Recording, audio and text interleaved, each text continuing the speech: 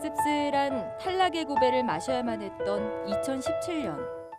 뜨겁게 떠오르는 열정과 함께 2018년은 활짝 굳게! 새로운 해, 취업 코스들과 함께 시작하는 성공 취업을 향한 새로운 시작. 활력 있게, 자신 있게, 빛나게! 취업 성공에 빛나는 왕관을 쓰기 위해 답정보센터에서 준비한 새해맞이 취업 성공 프로젝트 왜 떨어졌나 시즌3 지금 시작하게!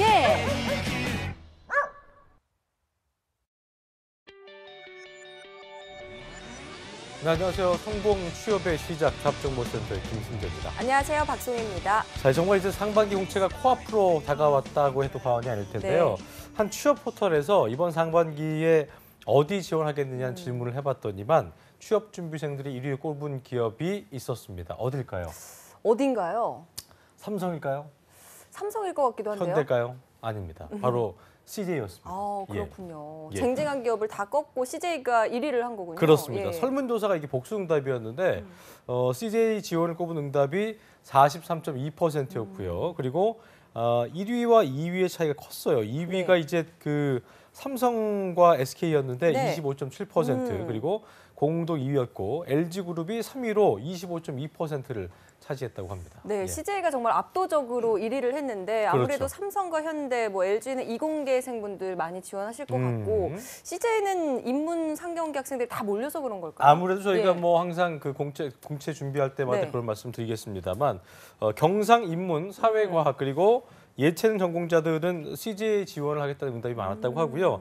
이공계열 전공자들 사이에서는 방금 전에 이제 박송희 아나운서 말대로 삼성그룹을 지원하겠다는 응답이 가장 많았다고 합니다. 예. 그렇군요. 그리고 또 한 가지 생각이 드는 게 네. 공채 시즌마다 상하반기 이렇게 나눠서 몰리게 뽑지 말고 그냥 맞아요. 1년 내내 좀 필요할 때마다 잡숴서 뽑으면 얼마나 분기별로 할 좋을까. 수도 있겠고요. 예. 얼마나 좋을까 이런 생각이 들어요. 지금도 수시 채용이 좀 늘고는 있습니다만 네. 뭔가 그 전국의 취업 준비생들이 마치 좀 수능 치르듯이 이번 한 번이 안 되면 또 1년을 기다려야 되는 네. 이런 거 하지 마시고 좀 한꺼번에 다 하는 거 말고 1년 내내 좀 꾸준히 공채가 다행히 좀 진행이 돼서 공채 시즌에 맞춘 어떤 취업 준비가 아니라 어떤 취업 준비생의 라이프 사이클에 맞춰진 또 취업 준비가 됐으면 하는 바람을 가져보게 되네요. 그러게요. 만약에 이렇게 몰리지 않으면 저희도 기업들 뜰 때마다 다 또 정보를 그러니까요. 전달해 줄 수 있을 텐데 좀 그렇습니다. 아쉽습니다. 자, 수요일 잡정보센터 오늘도 활기차게 시작해 보겠습니다. 함께 하시죠. 왜 너를 떠나보냈었는지 왜 널 보낸 건지 네, 답답하고 막막하기만 한 취업의 길. 지원한 기업에서는 탈락 통보만 할 뿐 왜 탈락한 이유에 대해서는 절대 얘기해주지 않습니다. 맞습니다. 그 탈락 원인 저희가 시원하게 밝혀드리고요. 네. 또 상반기 공채 합격의 길까지 쭉 밝혀드립니다. 왜 떨어졌나 시즌3 시작합니다. 네. 자, 오늘은 면접 컨설팅이 있는 날인데요. 싸게 네. 강경원 강사님 오랜만에 모셨습니다. 어서 오십시오. 어서 네. 오세요. 안녕하세요. 예. 새해 복 많이 받으세요. 네, 두 분도 새해 복 많이 받으십시오. 네. 네. 또 어떻게 좀 바쁘셨나 봐요. 1, 2월이 아무래도 이제 하반기 공채는 다 끝났지만 예. 또 이제 졸업 좀 늦어지는 친구들, 또 취업이 늦어지는 친구들이 또 막바지 준비를 하기 때문에 예. 또 취업 준비생들께 또 조언해주고 코칭하면서 보냈습니다. 알겠습니다. 자, 그리고 오늘 취업 준비생 부재 프로젝트 왜 떨어졌나 시즌 3의 마지막 주인공이어서 네. 큰 의미가 있는 분인데요. 박세희 학생 자리했습니다. 어서 오십시오. 어서 오세요. 안녕하십니까. 예. 어땠어요?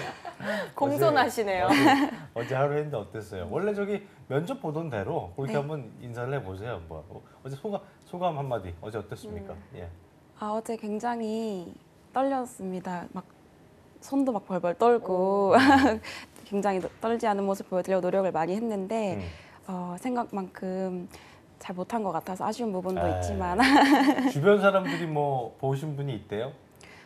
제가 어제 안 그래도 유튜브를 확인을 했는데 네.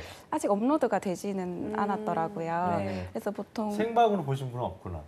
네, 저희 동기들 같은 경우, 친구들 같은 경우에는 이제 방송을 생방으로 보기보다는 네. 유튜브로 이제 네. 시간이 없다 보니까 그렇군요. 저 그렇게 많이 찾아보고 있는 것 같습니다. 업로드하면 이제 확인을 PD한테 하겠네요, 얘기해서 그죠? 네. 빨리빨리 업로드할 수 있도록 하겠습니다. 네. 예. 아 근데 어제 저희가 보니까 떨었다고 하지만 말씀을 워낙 잘하셔서 오늘 모의 면접도 솔직히 기대가 되고 있거든요. 그러니까 그동안에 예. 오셨던 분들 중에로 치면은 마지막에 저희가 뭐 여기서 얘기하는 것도 없지 않겠습니다만 그래도 굉장히 잘하신 거였어요, 그죠? 그러니까요. 네, 면접 떨지 경험이 않고. 어느 정도 있었죠? 공식적인 걸로는 작년 하반기에 이제 현대자동차 임원 면접까지 갔었고 네. 이제 그 외에는 사실 그냥 작게 면접 본 건 있고 다른 기업은 없었습니다. 짧게는 어떤 의미예요? 예를 들면 인턴을 지원하면서 봤던 면접 같은 거라든지 약간 그런 종류의 면접은 있었지만 네. 이제 정말 취업을 위한 면접은 없었습니다. 네. 면접 스터디 같은 것도 많이 했었어요? 작년 이제 하반기에 현대자동차 준비하면서 하기는 했었는데 예.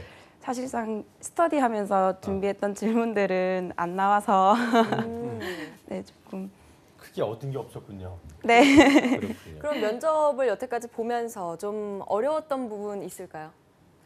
사실 이제 면접을 보면서 저는 좀 당당하게 얘기하고 자신감 있게 얘기를 하면 그게 이제 큰 어필이 될 거라고 생각을 많이 했었는데 이제 제 개인적인 생각으로 상황에 따라서 조금 역효과가 나는 경우도 있는 것 같다라는 생각이 들더라고요. 그래서 그 어느 정도의 선을 지키는지 이제 그 부분에 대해서 조금 궁금합니다. 그래요. 다른 사람들은 어떻게 좀 떨지 않고 얘기할 수 있을까라고 생각을 하고 고민하는 분들이 네. 대부분인데 우리 세희 학생은 그 급을 넘어섰습니다. 네, 네. 일단 말은 잘하고 있는데 너무 말을 잘하고 당당하게 해서 그 선을 어떻게 지켜야 되나 네. 이게 궁금한 것 같은데 그러게요. 일단 그 공대생들은 특히나 네. 인문계나 어문 쪽보다는 말하는 게 조금 상대적으로는 좀 뭐, 부족한 부분이 있지 않아요? 약간 그런 어떤 편견 아닌 좀 편견들을 좀 가지고 있습니다. 사실 인문계생들이 예. 이공계생보다 말을 잘한다, 글을 잘 쓴다. 꼭 그렇지만도 않나요? 개인적인 차이가 있는 것 같습니다. 요즘에는. 예. 근데 네. 지금 박세희 학생이 처음 네. 보셨을 텐데 어땠어요? 말하는 거나 이런 거 봤을 때 딱 항상 보시기에 예. 뭐 제가 대기실에서 잠깐 보고 사실은 조금 아는 척은 안 했습니다. 예, 면접을 또 봐야 되는 상황이기 때문에 아이스 브레이킹 안 하셨군요. 예, 모르는 저는. 상황에서 예. 이제 면접을 좀 보려고 좀 했고요. 일단 이미지나 말하는 모습으로 봤을 때는 뭐 호감 가는 스타일은 분명한데 예. 뭐 이따 좀 피드백할 때도 포함시킬 내용이 될지 모르겠지만 예. 참 여성스럽다. 이 부분이 약간 여성스럽다는 게 네. 공대생으로서는 또 그 직무에 있어서는 조금 네. 뭐 핸디캡까지는 아니겠습니다. 약간 불리하게 작용할 수도 있다는 예, 얘기 말씀이신 거죠? 이공계생이 결국에 이제 플랜트, 공장, 네네. 현장에서 일을 하는 경우에는 대부분이 남자거든요. 근데 면접을 보는 면접관들도 대부분 남자입니다. 그런 경우에 뭐 이게 딱 그렇다는 건 아니지만 그런 판단을 하는 분들도 있다 이렇게 말씀을 좀 드립니다. 그렇군요. 저희가 이제 1분 자기소개부터 이제 시작을 좀 해볼 텐데 1분 네. 자기소개할 때 세희 학생이 또 궁금한 점이 있다고 하더라고요. 네, 이제 1분 자기소개를 할 때 이제 본인의 인성적인 부분을 어필을 하는 게 좋은지 아니면 이제 직무랑 관련된 역량을 어필하는 게 좋은지 그 부분에 대해서 조금 궁금합니다. 어떻게 답을 해주시겠어요? 네. 아마 이제 두 분도 오랫동안 프로그램 하셔서 거의 전문가 되셨을 것 같은데 사실은 기본적인 구성 요소는 있습니다.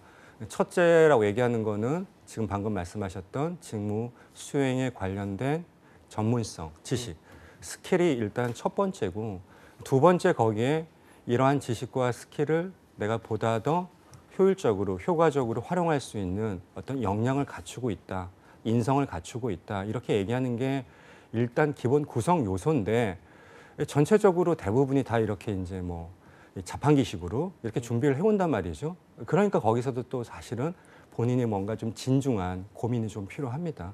네. 예. 그래요. 네. 그렇군요. 그러니까 적절한 좀 믹스가 필요하다는 말씀. 그게 제일 어려운 거긴 네, 합니다. 네. 어려워요. 알겠습니다. 네. 그리고 또 뭐 면접 보면서 특별히 더 느꼈던 뭐 어려운 점이라든가 뭐 그런 게 있었어요?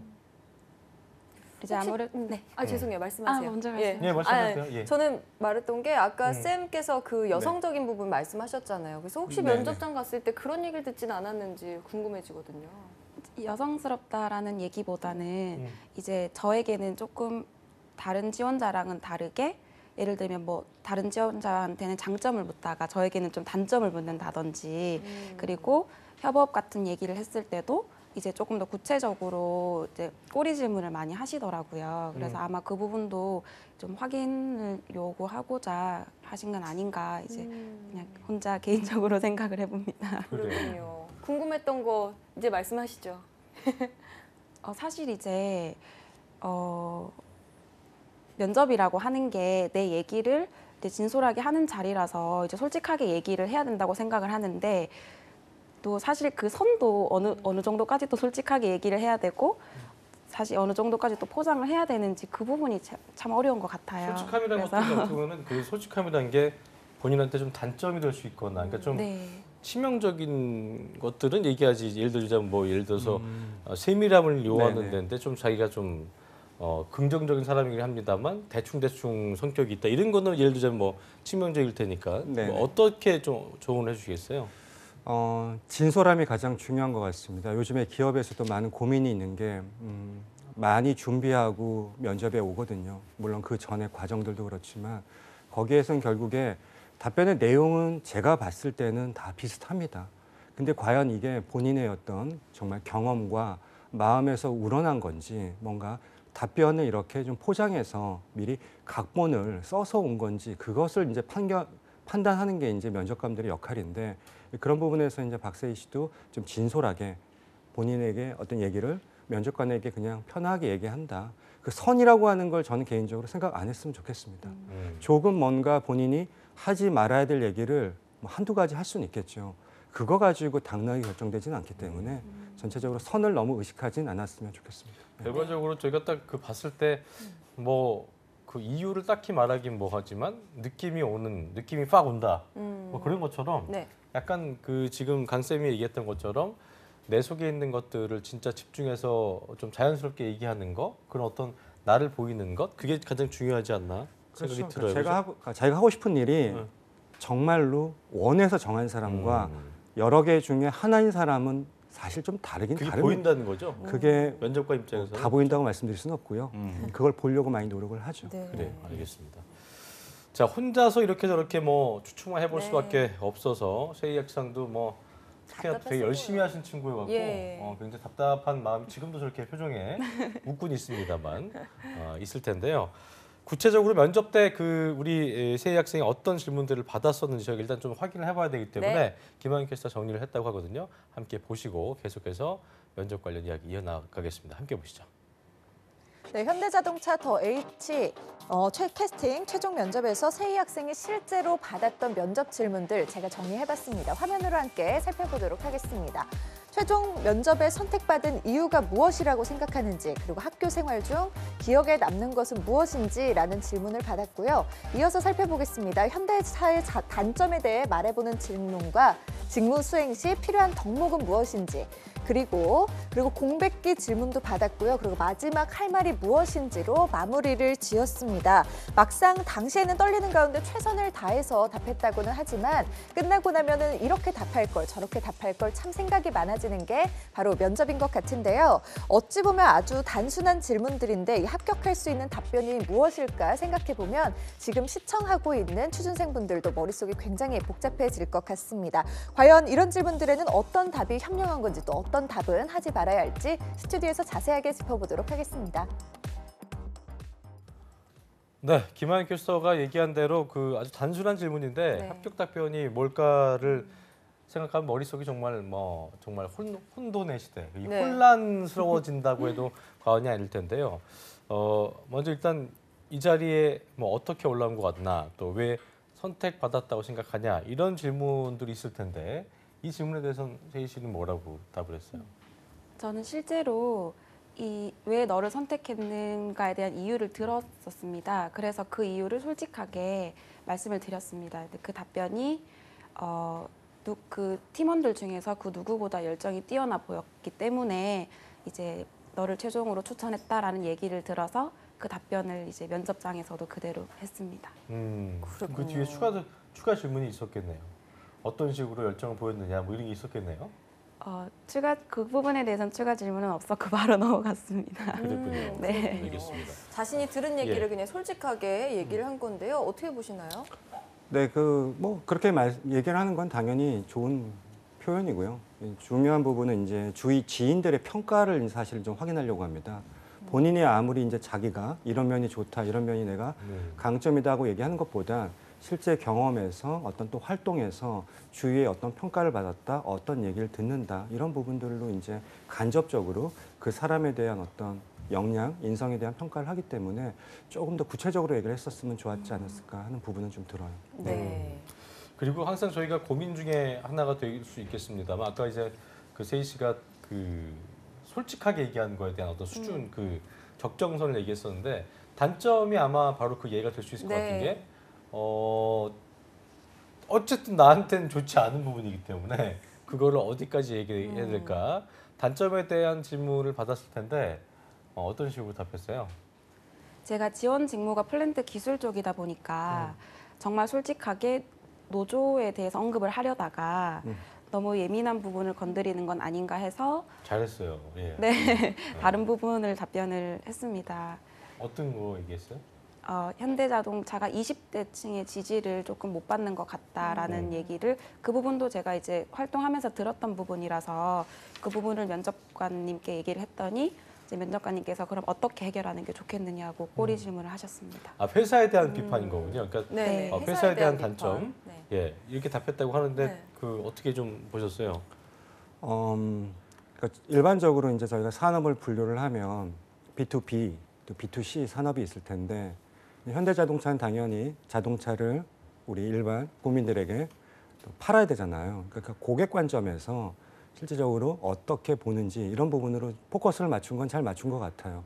그렇다고 하면 이게 다양한 채널을 통해서 현대자동차를 조금 분석을 해봤다고 하면 그런 부분에서 좀 더 얘기할 컨텐츠, 내용이 좀 더 있었지 않았을까. 운전하시나요? 아직 면허가 없습니다. 아직 면허 없죠. 그러니까 사실 실제 운전도 많이 안 해보고 면허도 없고 그러다 보니까 자동차 대리점 매장에 가볼 일도 없잖아요. 네. 사실 그러한 부분들이 결국엔 단순히 어떤 온라인에서 찾아보는 그런 정보는 그 누구나 할 수 있는 것들이기 때문에 B2C 산업에서는 고객의 관점에서 보다도 폭넓은 활동을 통해서 정보를 좀 찾아보고 본인이 판단해보고 그게 어떤 회사의 단점을 얘기하려고 하는 것보단 내가 그 회사의 일원이 돼서 뭔가 함께 개선을 해 나가야 된다고 하면 그러한 측면에서 어떤 일이라고 생각하고 좀 찾아보면 좀 흥미롭지 않을까 싶습니다. 네. 발로 좀 뛰어보는 노력도 네, 필요한 네, 거죠. 그렇습니다. 꼬리 질문 받았다고 예. 했는데 그래서 어떤 꼬리 질문을 받았어요? 그래서 그 질문에 대해서 그럼 어떻게 해결하면 좋겠느냐라고 이제 꼬리 질문을 하셨는데 이제 저는 제 경험상 그 현대자동차가 제공하는 현대모터 스튜디오가 굉장히 와닿더라고요. 네. 그래서 아무래도 미디어에 약한 20대인 만큼 이제 그런 부분을 적극 활용하면 좋을 것 같다라고 답변을 했습니다. 네. 괜찮나요? 잘한 건가요? 제가 이제 모터 스튜디오에 대해서는 제가 잘 모르는 부분이 있는데 실제로 20대 고객이라고 했다고 하면 고객층을 좀 잡아야 된다고 하면 사실 여러 가지 방법이 있을 겁니다. 이게 단편적인 하나로 얘기될 수 있는 게 아니라서 그래서 분석이 조금 한 단계 더 높아야 되는데 그 부분이 조금 멈춰져 있다는 게 좀 아쉽고 뭐 아마 면접을 봐서 이제 경험했겠지만 한 가지 이렇게 질문을 딱 던진 다음에 설명해 주시겠습니까? 하고 설명을 딱 하면 거기서 네 이러지 않아요. 또 물어보고 또 물어보고 계속 이렇게 구조화된 면접을 하기 때문에 그게 결국엔 압박 면접이고 면접자한테 좀 어려움을 겪게 하는 요인이 됩니다. 그래서 내가 뭔가 질문을 계속 받는다는 게 뭐가 부족해서 잘못해서가 아니라 원래 그렇게 질문을 한다. 그렇게 보시면 됩니다. 그렇군요. 네. 자 그리고 공백기 질문이 있었어요. 이건 뭐 항상 단골 질문 중에 하나가 될 수 있을 텐데 이 공백기가 있는 친구들 특히나 이때 뭔가를 제대로 못한 친구들은 이 질문이 들어왔을 때 항상 고민이 될 수밖에 없는 부분이고 또 뭐를 했더라도 결과적으로 시간을 좀 낭비한 게 아닌가라는 어떤 자책성의 마음이 있기 때문에 좀 어려워할 수 있는 부분인데 세희 씨는 똑부러지게 답을 했나요? 어떻게 답했어요? 똑부러지게 답을 못한 것 같습니다. 저는 답변을 어떻게 했냐면 제가 총 휴학 기간이 이제 1년 반 정도 되는데 이제 그때 제가 유학을 가고 싶어서 네. 그 스스로 아르바이트를 했던 경험이 있습니다. 그래서 그 부분에 대해서 이제 말씀을 드렸고 이제 마지막에는 사실 부모님의 반대를 꺾지를 못해서 이제 가지 못했다라고 말씀을 드렸습니다. 네, 그랬군요. 그랬군요. 자, 또 다음 제일 무난한 질문이고 누구에게나 공통된 질문인데요. 직무 수행 시 필요 덕목 이걸 또 물어봤더라고요. 뭐라고 답했어요? 저는 사실 답변을 준비를 할 때 주변 사람들의 조언을 많이 참고를 하는데 이제 이 답변 또한 동기들의 조언을 많이 활용을 했습니다. 그래서 플랜트 기술 직무를 활용하기 위해서는 협업이 중요하다라고 답변을 했습니다. 네, 협업. 그렇군요. 좀 뻔한 답 같긴 한데 아까 얘기했던 대로 네. 이건 그거 같아요. 여자인 게 불리할 수 있다. 또 여성 너무 여자한 느낌이 불리할 수 있다는 점과 연계를 해서 뭔가 남성적인 문화 네. 그런 거에서 살아남을 수 있는 어떤 그 강인함 이런 거를 네. 좀 어필하는 게 중요하지 않을까요? 전 그 생각이 들었는데. 근데 그 부분에 좀 다른 부분이 있는 게 예. 여성은 남성과 비교하지 않고요. 남성과 경쟁이라고 생각하는 게 좋습니다. 이 얘기는 뭐냐면 단적으로 어떤 이제 기업에 만약 플랜트에서 여성은 죄송합니다. 여성은 채용을 한 명도 하지 않는다. 그러면 채용 브랜드나 이미지가 어떻게 되겠습니까? 그 얘기는 뭐냐면 여성은 채용합니다. 공대 여성을. 그러면 결국 남성과 여성을 비교하는 게 아니라 여성 내에서의 풀이 있고 거기에서 또 나름대로 우수하고 나름대로 적합하다고 판단되는 후보자를 뽑거든요. 그래서 남성에 비해서 뭐 섬세함이 있다 이런 부분은 좀 있긴 하지만 남성과 비교해서 어필하는 것은 굳이 필요 없다. 네. 그럼 나의 지금- 여성이니까. 그럼 지금 네. 협업을 얘기했다는데 그건 잘한 거예요? 협업은? 협업 아니죠. 너무 뻔한 단어 같아서. 예. 이게 협업이라고 하는 부분 물론 다른 부분도 있지만 협업은 모든 직무에 다 필요합니다. 그렇죠. 첫 번째는 아니죠. 결국 플랜트 현장에서 일을 할 때는 협업보다는 오히려 어떻게 보면은 분석력 아니면은 좀 민첩성 오히려 빠릿빠릿함. 그러니까 뭔가 다른 부분들이 있어요. 근데 그 부분들을 뭔가 자꾸 코칭 받고 아까도 이제 세희님이 얘기했던 게 동기들한테 물어봤다고 하는데 동기들도 다 똑같지 않나요? 네, 그러니까 그분들한테 물어보면 결국에 비슷비슷한 그냥 공통 분모가 나와요. 그 공통 분모 가지고 뭔가 나의 어떤 다른 점, 차별화 포인트를 면접에 가서 얘기를 한다고 하면 결코 승부가 좀 어려울 것 같습니다. 동기란 게 또 현대를 갖는 동기가 아니잖아요. 그냥 학교 동기 얘기하는 거죠.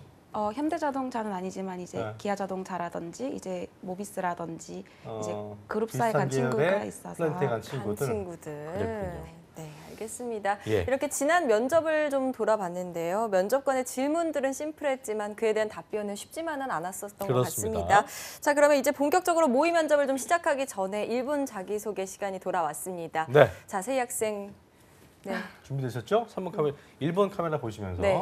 1번 자기소개. 카메라 저 앞에 보시면서 자연스럽게 해주시면 됩니다. 네. 하면 됩니까? 저쪽 네. 보면서 시작하시죠. 예. 반갑습니다. 면접관님. SK 하이닉스와 함께 성장할 예비 공정 엔지니어 박세희입니다. 저는 근성과 협업이라는 두 가지 포인트로 저를 소개하고자 합니다. 대동공업 아이디어 공모전에 참가할 당시 포기하지 않고 팀을 구성한 경험이 있습니다. 그 결과 대상보다 값진 장려상을 수상하였습니다. 또한 2번의 인턴 경험을 바탕으로 협업하는 방법을 배웠습니다. 공정 엔지니어는 현장을 책임지고 다양한 부서와의 협업을 바탕으로 성장한다고 생각합니다. 저의 경험을 바탕으로 SK 하이닉스의 노하우를 더하는 신입사원이 되겠습니다. 감사합니다.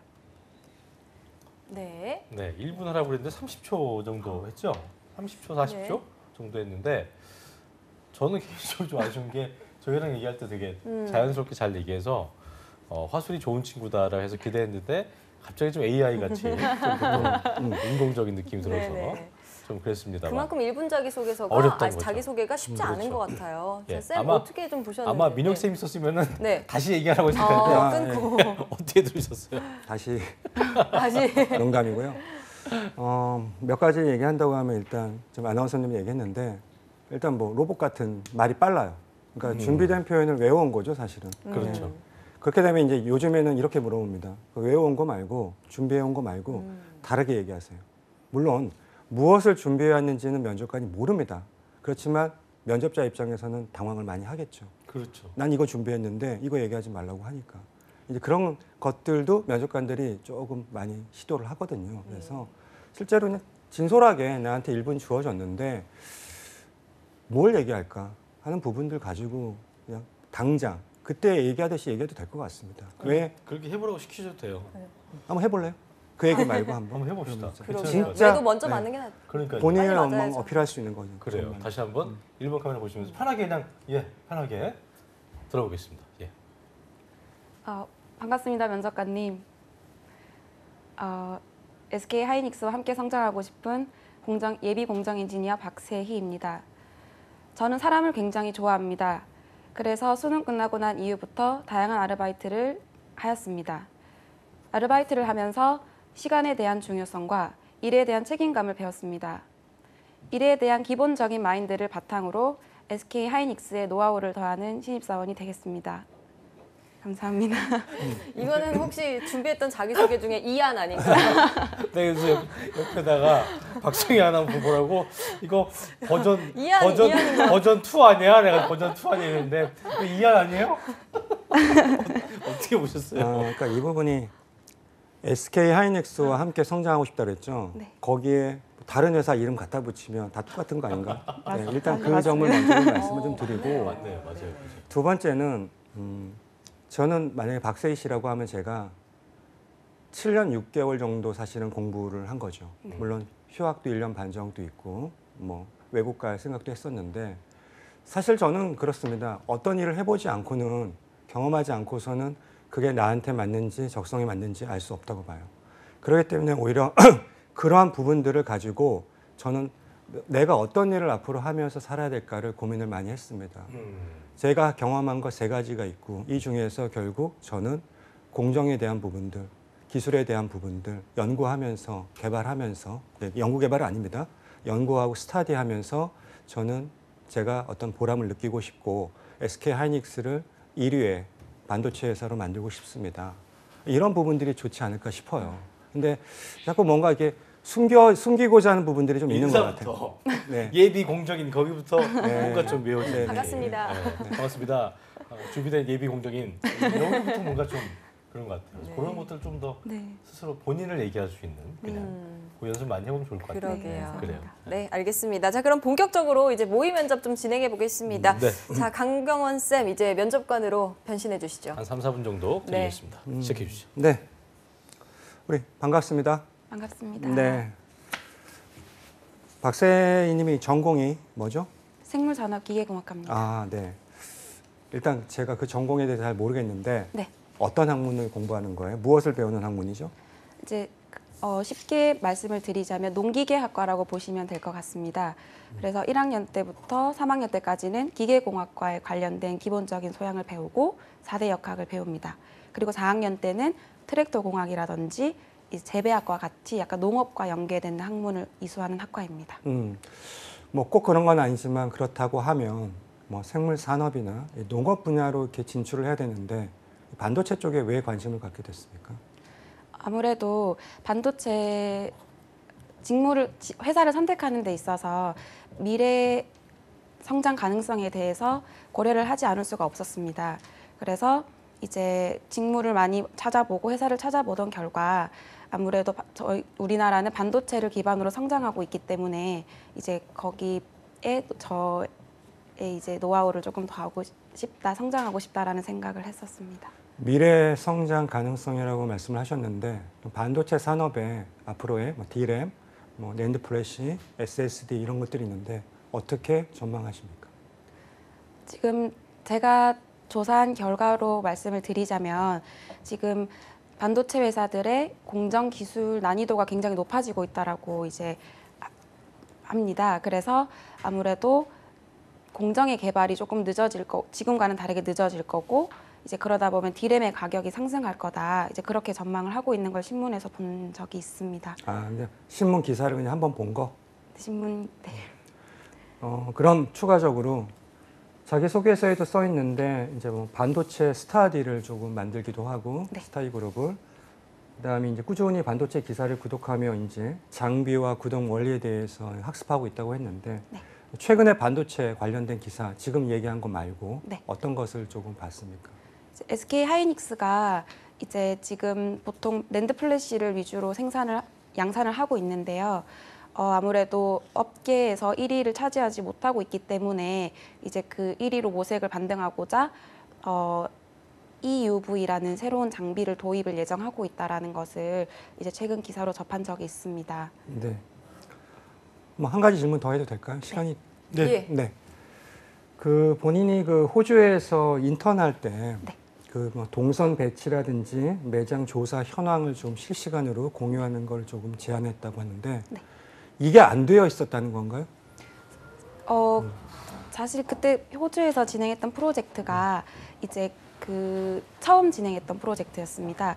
그래서 이제 호주 전역에 있는 매장을 이제 각자 현장 직원들이 조사를 하는데 보통 기존에 배치되어 있던 것은 예를 들면은 우리나라를 예를 들자면 하이마트를 담당하는 직원, 전자레인지를 담당하는 직원 이렇게 되어 있었기 때문에 동선이 굉장히 불편하게 되어 있었습니다. 그래서 그 부분을 조금 수정을 해서 이제 위치별로 나누는 걸로 바꿔서 진행을 했었습니다. 네. 앞으로 본인이 입사한다면 어떤 공정에서 일을 하고 싶습니까? 저는 포토 공정에서 근무를 하고 싶습니다. 그 네. 이유는 이제 포토 공정은 회로를 이제 웨이퍼에다가 직접 이제 죄송합니다. 직접 그 그리는 단계라고 이제 들었습니다. 그래서 그 부분에서 가장 많은 불량도 발생을 하고 수율을 높이는 데 가장 중요한 공정이라고 이제 학습을 하면서 배웠기 때문에 그 공정에서 이제 기여를 하고 싶습니다. 네. 마지막 질문 하나만 할게요. 화학적, 정기적인 지식이 사실은 반도체엔 필요하거든요. 사실은 이제 전공은 기계공학이라서 그 전공에 관련된 학문들이 좀 없었을 것 같은데 어떻게 조금 지식을 갖고 있습니까? 아니면 앞으로 어떻게 준비할 겁니까? 지금 아무래도 제가 기계공학과이기 때문에 다른 이제 화학적이라든지 정기적인 부분에 대해서 지식이 부족한 거는 사실입니다. 그래서 회사에 입사를 하게 된다면 제가 이제 전기기사 준비도 지금 공부를 할 계획이고요. 그리고 계속 발전되는 기술 동향이라든지 그리고 다양한 전공을 가진 사원들과 협업을 하고 기술 공유를 하면서 이제 조금 더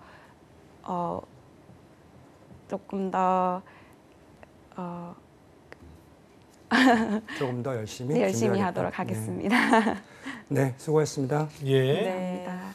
한 5분 수고하셨습니다. 정도, 6분 예. 정도 해봤네요. 예. 네. 어땠었어요?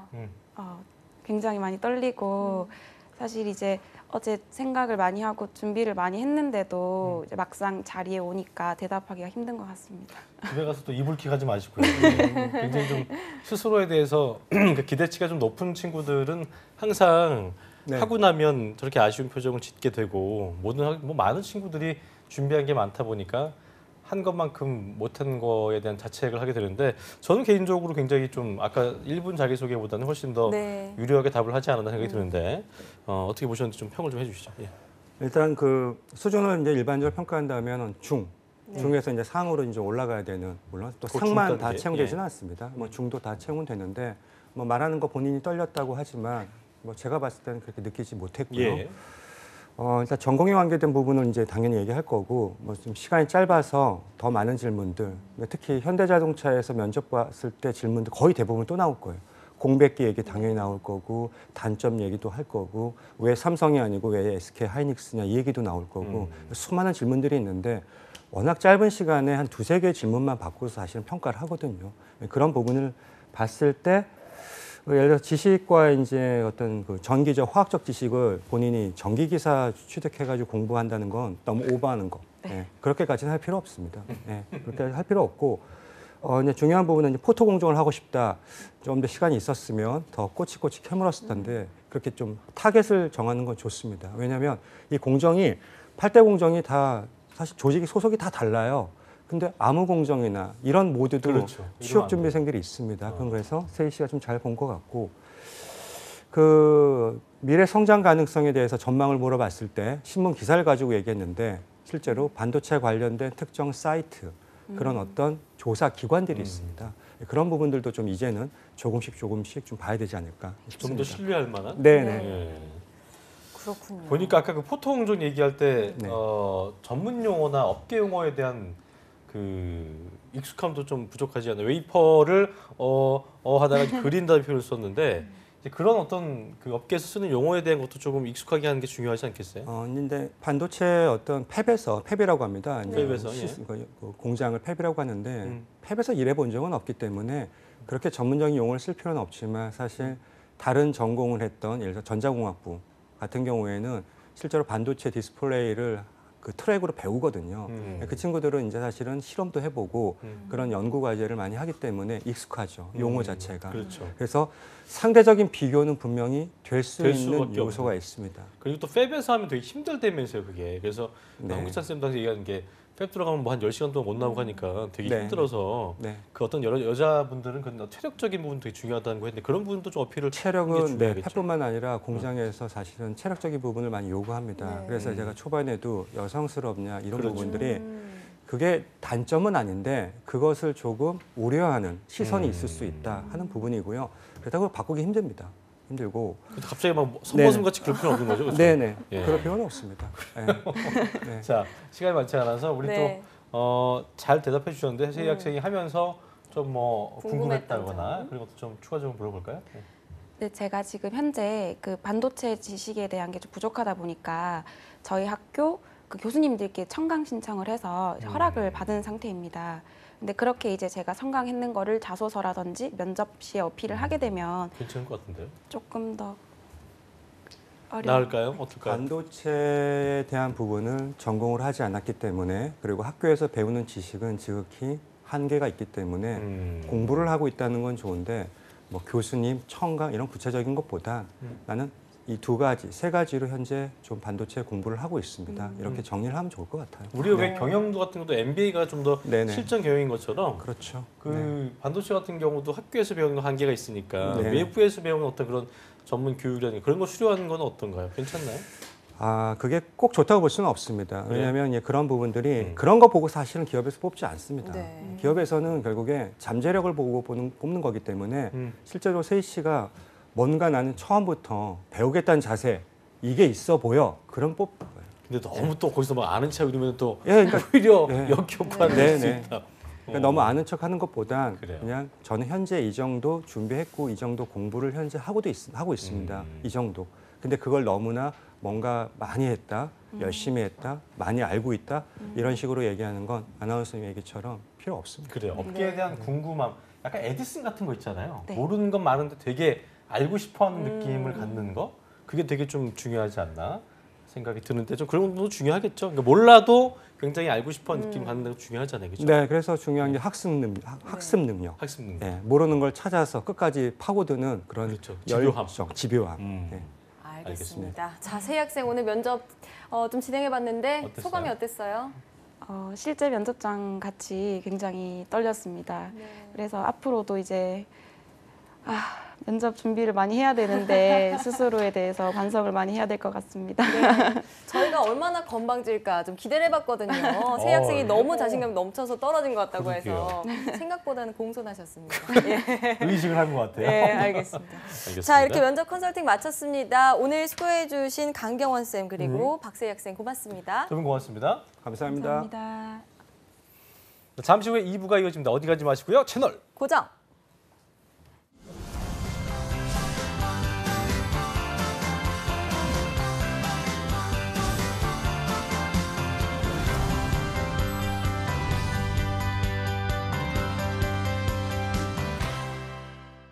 요즘 취업이 하늘의 별 따기인데 급여 몇 달 밀리는 게 어때서 그래? 주휴수당? 난 옛날에 그런 거 안 받고 일했는데 난 그런 거 몰라. 일 못하면 돈 안 주고 자르는 게 당연한 거 아니야? 근로계약서 안 쓰면 퇴직금 안 줘도 돼. 이렇게 임금을 고의적으로 안 주고 버티는 사장님들, 이건 웹툰의 가상 스토리가 아닙니다. 아시죠? 고의적 임금 체불은 처벌받을 수도 있다는 거. 사업주와 근로자 서로가 신뢰받는 임금 체불 없는 사회, 모두가 바라는 내일입니다. 체불 말고 지불!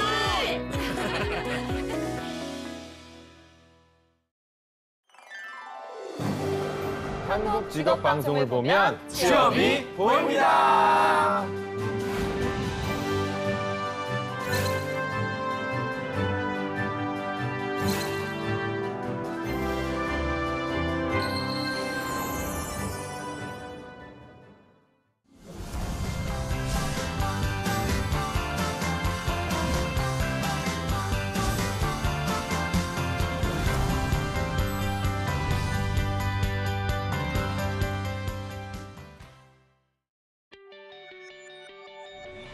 답정센터 2부의 문을 열었습니다. 오늘 첫 코너죠. 일자리 방방곡곡부터 바로 만나보시죠.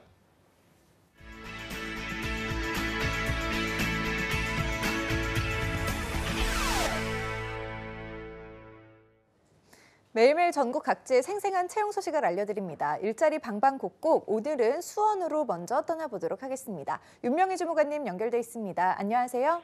네, 안녕하세요. 수원 고용복지 플러스 센터의 윤명입니다. 네, 주무관님 오늘은 어떤 소식 준비돼 있나요? 첫 번째로 소개할 기업은 수원 VIP 요양병원입니다. 경기도 수원시 팔달구 팔달로에 소재한 요양병원으로 1급 사회복지사 1명을 모집합니다. 담당 업무는 호스피스 완화, 의료 수료자로 병원 내 사회복지사 관련 업무를 하게 됩니다. 학력은 초대졸 이상, 경력은 무관합니다. 근무 시간은 주 5일 40시간이고 오전 9시부터 오후 6시까지 근무합니다. 급여는 연봉 2,700만 원 이상으로 면접 후 재조정 가능하다고 합니다. 복리후생으로 일식 제공하고 있습니다. 채용 시 마감으로 지원을 희망하시는 분은 워크넷 구인 내용을 확인하시고 이력서, 자기소개서, 호스피스 완화, 의료 수료증을 방문, 이메일로 접수해 주시기 바랍니다. 네, 1급 사회복지사 1명을 채용할 예정입니다. 관련 구직자분들의 많은 지원 부탁드립니다. 이어서 다음 소식도 바로 알아보겠습니다.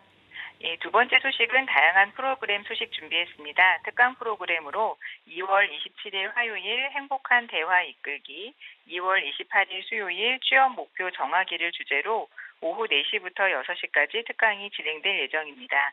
프로그램 장소는 수원 고용센터 3층 실업급여 설명회장으로 참여를 원하는 구직자분들은 일정을 참고하셔서 미리 워크넷을 통해 신청하거나 고용센터를 방문하여 접수하셔야 합니다. 프로그램과 관련한 궁금한 사항은 국번 없이 1350번으로 연락하시면 됩니다. 네, 구직자를 위한 다양한 프로그램을 준비하셨다고 하니까요. 많은 관심과 참여 부탁드리겠습니다. 오늘 소식 감사합니다, 주무관님. 네, 고맙습니다. 네, 이어서 서울로 연결해 보도록 하겠습니다. 박가희 주무관님, 안녕하세요. 네, 안녕하세요. 서울고용센터 박가희 주무관입니다. 네, 오늘 소식 알려주시죠. 네, 첫 번째 알려드릴 소식입니다. 서울 영등포구 여의나루로에 위치한 이정석 세무회계사무소에서 회계사무원 1명을 모집합니다. 지원 자격은 학력과 경력이 무관한 신입 채용입니다. 부가세, 원천세, 소득세 등 신고와 결산 업무 등을 담당하게 됩니다. 회계 프로그램 및 컴퓨터 활용 능력 우수자를 우대합니다. 급여는 1,890에서 2,500만 원 사이입니다. 접수는 이메일을 통해 이력서, 자기소개서 등을 제출하시면 되고 자세한 사항은 워크넷을 참고하여 전하시면 되겠습니다. 네, 학력과 경력이 무관한 그 구직권입니다. 채용 시 마감되니까요. 관련 구직자분들은 빠른 지원하시는 게 좋겠습니다. 이어서 다음 소식도 바로 알아보겠습니다. 서울 서초구 효령로에 위치한 주식회사 글로벌 ENC에서 디자인 설계 보조원 1명을 모집합니다. 지원 자격은 학력과 경력이 무관한 신입 채용입니다. 인테리어 및 조경 시설물 분야 디자인 설계 보조 업무로서 도면 작성 및 시안 작업 등을 담당하게 됩니다. 캐드, 포토샵, 일러스트, 스케치업 가능자와 인근 거주자, 차량 소지자, 운전 가능자를 우대합니다. 급여는 연봉 2,000만 원입니다. 접수는 이메일을 통해 이력서와 자기소개서 등을 제출하시면 되고 자세한 사항은 워크넷 홈페이지를 참고하여 지원하시면 되겠습니다. 네, 이 구직권 또한 학력과 경력이 무관합니다. 관심 있으신 분들은 우대사항 잘 체크하셔서 지원하시면 좋겠습니다. 오늘 소식 감사합니다, 주무관님. 감사합니다. 일자리 방방곡곡 경기와 서울 지역의 채용 정보 살펴봤습니다.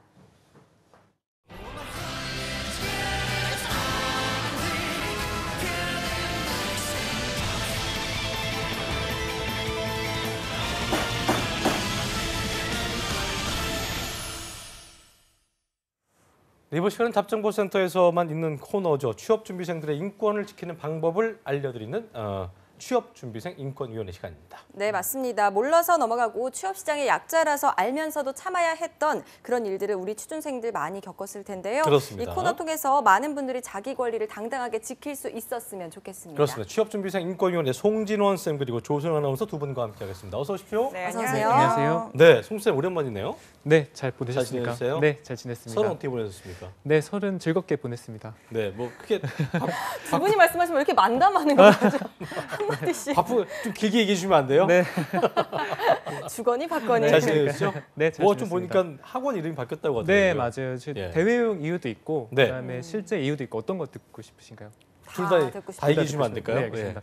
대외용으로는 어쨌든 저희가 좀 인원이 좀 더 늘었다 보니까 네. 그래서 한 명으로 합쳤다. 신뢰를 기반으로 한 명 합쳤다. 그래서 트러스트 원이라고 좀 바꿨고 배럴유에서 네, 트러스트 맞습니다. 원으로. 좀 실질적인 이유는 그 배럴유가 발음하기가 좀 어려워요. 배럴유, 베터유. 영국에서 공부하시면 베터유라고 베타유, 네, 베타유 이렇게 예. 하시고 그래서 조금 이제 그런 부분이 희석되는 게 있어서 바꿨습니다. 그랬군요. 네. 트러스트 원.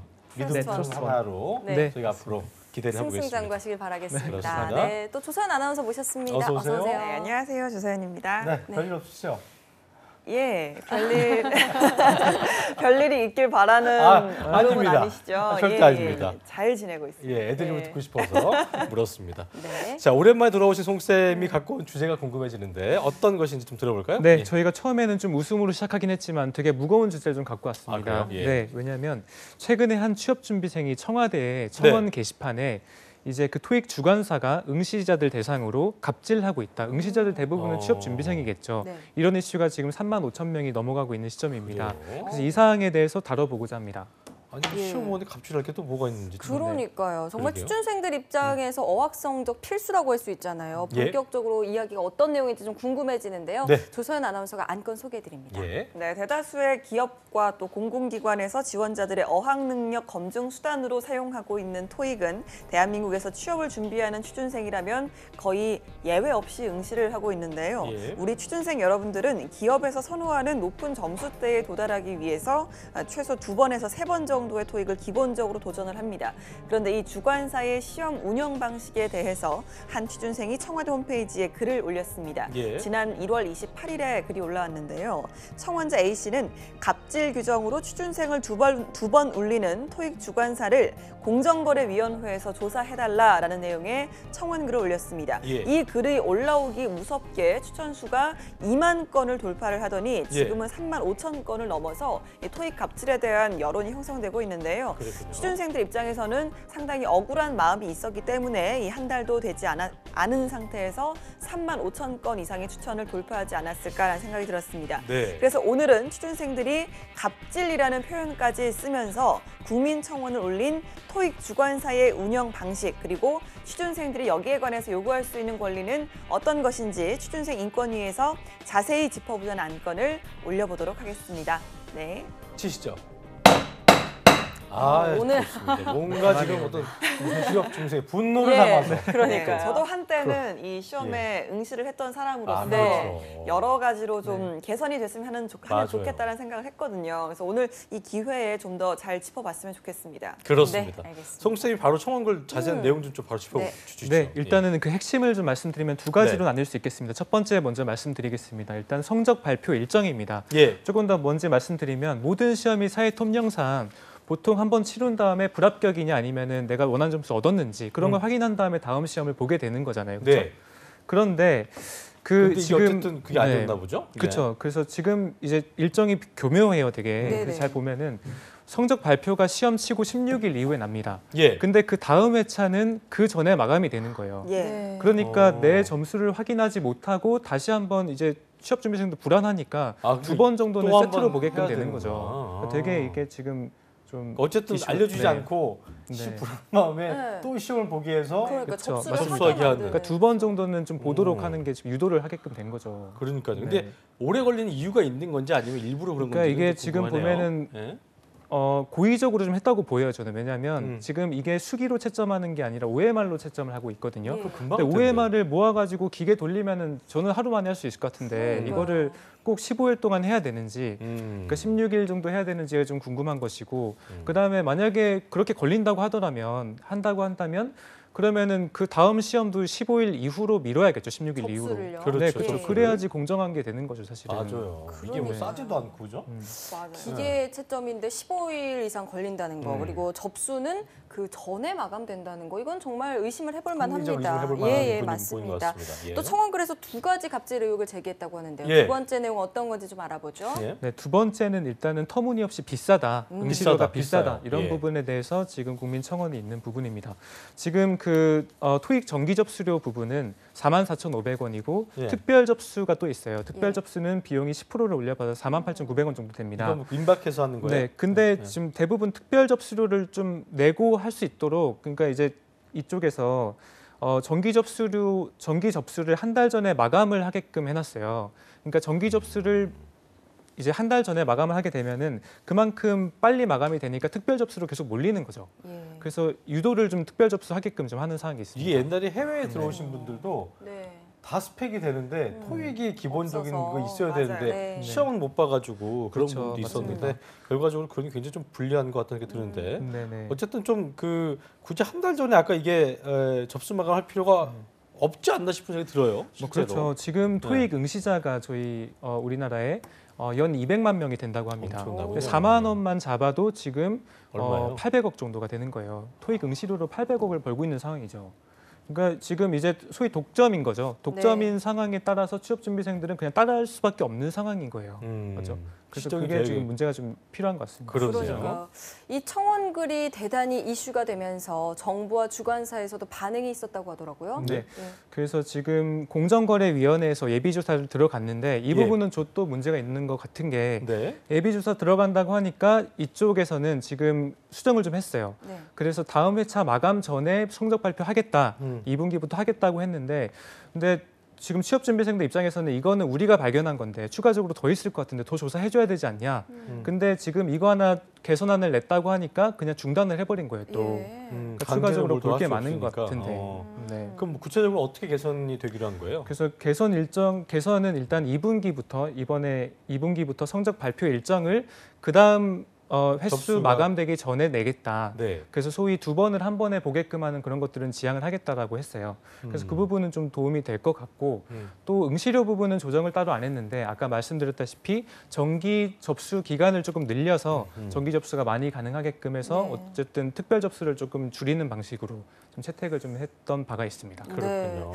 자, 이것 말고도 또 응시생들의 불만 사항이 더 남았다고 그렇죠. 하더라고요. 그러니까 네. 저는 이제 공정거래위원회에서 조금 더 파야 된다고 봐요. 일단은. 예. 그래서 정답 비공개 부분입니다. 네. 이거는 그 안 좋은 점이 있는 게 그러니까요. 틀린 줄 모르니까 그래서 네. 맨날 그 학원 사람이 가서 복원하고 막 그러잖아요. 그러니까요. 그런데 이런 건 왜 그런 걸까요? 네, 이게? 제가 소개해드리겠습니다. 네, 첫 번째 불만 사항은요. 예. 정답을 말씀하셨던 것처럼 정답을 비공개하는 토익 주관사의 운영 방침입니다. 예. 취준생 B 씨의 경우인데요. 대기업 입사를 위해서 매달 5번의 토익 시험을 치렀는데 어유 벌써 돈이 얼마예요 이게? 20만 원 넘잖아요. 그러니까요. 예. 토익 주관사 측이 정답을 공개하지 않기 때문에 수험생의 불안감이 상당하다 이런 의견이 있었습니다. 예. 이 토익 강사들이 올린 보건보는 사실 뭐 근접하긴 하지만 늘 좀 애매한 부분이 그렇죠. 있어서 항상 좀 시비가 일어나기 때문에 이런 부분에 있어서 좀 불만이 있더라고요. 네. 공개를 하지 않는 이유가 있다면서요. 예. 공개를 하지 않는 이유 이제 송 쌤께서 말씀해 주시죠. 네, 그래서 이게 이제 저작권 법상의 문제라고 합니다. 일단은 저작권 지금 법상. 토익 예. 시험의 문제와 정답은 미국의 이제 ETS라는 곳에서 주관을 하는데 네. 거기서 문제를 개발했고 우리가 문제를 냈기 때문에 이걸 알릴 필요는 없다는 거죠. 법적으로는 사실 이 부분이 뭐 규정이 되는 것이긴 한데 예. 그래도 알려줘야지 애들이 뭘 공부해야 될지 알 거 아니에요. 그렇죠. 정답을 알고 있어야지 내가 어떤 거를 해야 되는지 알 건데 그걸 모르니까 지금 우리무중인 겁니다. 그러니까요. 네. 원하는 점수를 얻기 위해서는 취준생들은 당연히 정답을 알아야 또 시험 대비가 되고 할 텐데 참 쉽지 않겠네요. 그렇습니다. 예. 그렇죠. 그래서 우리나라에만 이게 문제가 있는지 좀 알아봤더니 네. 그래서 지금 비영어권에서 토익을 어쨌든 많이 볼 거잖아요. 네네. 근데 비영어권 중에 안타깝게도 이렇게 대기업과 중소기업 격차가 심한 곳 또는 그 취업난이 심한 곳은 우리나라밖에 없는 거예요, 사실은. 그러니까 우리나라만 이렇게 지금 컴플레인이 잘 전달도 되지는 않았고 그러겠네요. ETS사에 그다음에 전달이 된다고 하더라도 어쨌든 우리나라 규정에 맞게끔 조금 규정을 잘 해줘야 되는데 예. 그 부분이 지금 이슈가 됐기 때문에 지금 한번 빨리 청원을 다 누르시길 바랍니다. 그러겠네요. 네, 예. 알겠습니다. 네. 두 번째 불만 사항 또 어떤 게 있었는지 조선 아나운서께 들어보겠습니다. 예. 네, 두 번째 불만 사항입니다. 주관사에서 배점 기준을 공개하지 않는다는 건데요. 배점 기준, 예. 네, 토익이 아무래도 상대 평가로 진행이 되는 만큼 내가 몇 개를 틀려도 몇 점으로 배점이 되는지를 모른다는 게 가장 불안한 요소겠죠. 7급 공무원 시험을 위해서 토익을 준비해온 D씨의 경우 성적표를 봐도 내가 몇 개를 틀렸는지 또 몇 점이 깎였는지 세부적으로 나오지 않기 때문에 정확히 어떤 부분이 부족한 점을 몰라서 시험 준비를 하기가 힘들었다라고 말을 했습니다. 실제로 한국토익위원회에서 발급하는 성적표는 파트별 배점이나 문항별 배점을 파악할 수 없다는 점이 문제인데요. 그렇죠. 이 상대평가라는 점만 확실할 뿐 파트별 배점이나 문항별 배점을 알 수 있는 방법이 현재는 없습니다. 맞아요. 배점 그러게요. 기준까지 철저히 비공개를 하고 있으니까 그러니까요. 학생들은 시험 보고 나서 점수만 보는 거야. 그냥 그러니까요. 점수가 몇 점 나온지만 봐야지 뭘 틀린지를 모르기 때문에 네. 이거에 대한 어떤 토익위원회 개선 방안이 있어야 될 것 같은데 뭐 내놓은 게 있나요? 그래서 어떻습니까? 토익을 예. 보고 난 다음에 이 게시판에 가보면 되게 특이한 사항들이 발견돼요. 음. 대부분의 학생들이 막 본인들이 이제 했던 거를 막 조합을 해가지고 하나를 만들어 버려. 200문제 가까이를. 네네네. 보건 그래서 문서로, 네, 그렇죠. 그래서 예. 복원이 이제 정답에 이제 맞는지 안 맞는지도 뭐 보게 되고, 그래서 서로 이제 학생들끼리 하다 보니까 정답이 없고 계속 헤매게 되는 거죠, 사실. 예. 개선 방안 어떤 걸 내놨습니까? 위원회에서. 그래서 이제 토익위원회에서 개선 방안을 예. 내놓은 것은 사실 아까 말씀드린 이제 시험 접수 기간을 늘리거나 그런 것들인데요. 그래서 지금 얘기를 계속 하는 것들이 미국 민간재단인 ETS에서 이거를 주관하고 있고 그쪽에서 문제 개발을 다 했고 이제 뭐 냈기 때문에 이 부분은 정보를 오픈할 수 없다. 파트별 아니면 점수가 어떻게 배분되는지는 우리가 알려주지 않겠다라고 지금 하는 상황이에요. 그래서 이 부분은 저희가 계속 좀 푸시를 해야 될 것 같습니다. 그래서 한국 사정이 이러하고 토익이 지금 이만큼 중요한 시점인데 소위 갑질하고 있다, 너네가. 그래서 이런 부분을 확실하게 알려줘야지 바뀔 것들이 많을 것 같습니다. 정부 네. 차원의 국가 차원의 어떤 좀 대비책이 있어야 되지 않을까 맞아요. 생각이 드네요. 응시생들의 그렇죠? 예. 입장과 권리를 한 번 더 생각해 주시길 부탁드리겠습니다. 그렇습니다. 자, 오늘 수고해 주신 조선 아나운서 그리고 송진원 컨설턴트 고맙습니다. 두 분 고맙습니다. 네, 오늘 방송도 재밌게 보셨죠? 내일도 특집 왜 떨어졌나 시즌 3는 계속됩니다. 네, 오늘 시청해 주신 여러분 고맙습니다. 고맙습니다.